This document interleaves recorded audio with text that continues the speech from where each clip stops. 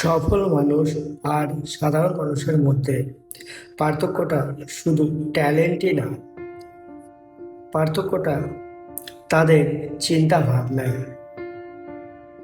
আর আজ তুমি জানবে সফল মানুষ কিভাবে ভাবে। সফল মানুষ আর একজন সাধারণ মানুষের মধ্যে পার্থক্যটা শুধু টাকা না, পার্থক্যটা হচ্ছে চিন্তাধারা। একজন সফল মানুষ আর সাধারণ মানুষ যদি কাজ করতে শুরু করে সমস্যার মধ্যে পড়ে, তাহলে সাধারণ মানুষ থেমে যায়, কিন্তু সফল মানুষটি সেখান থেকে সুযোগ বের করে। তুমি কি জানো, সফল মানুষ কখনো বলবে না যে আমার দ্বারা হবে না। তারা এটাই বলবে যে আমি এখনো শিখছি।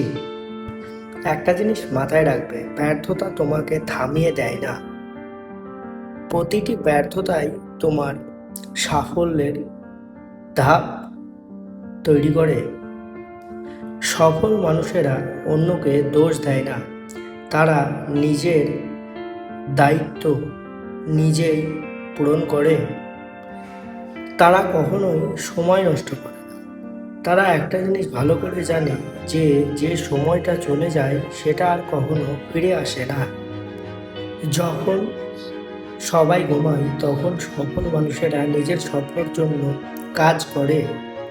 আর একটা জিনিস, যে সবাই যখন বলে এই কাজটা অসম্ভব, তখনই সফল মানুষেরা মাথায় একটাই চিন্তা ভাবনা করে যে না, আমি দেখিয়ে দেব।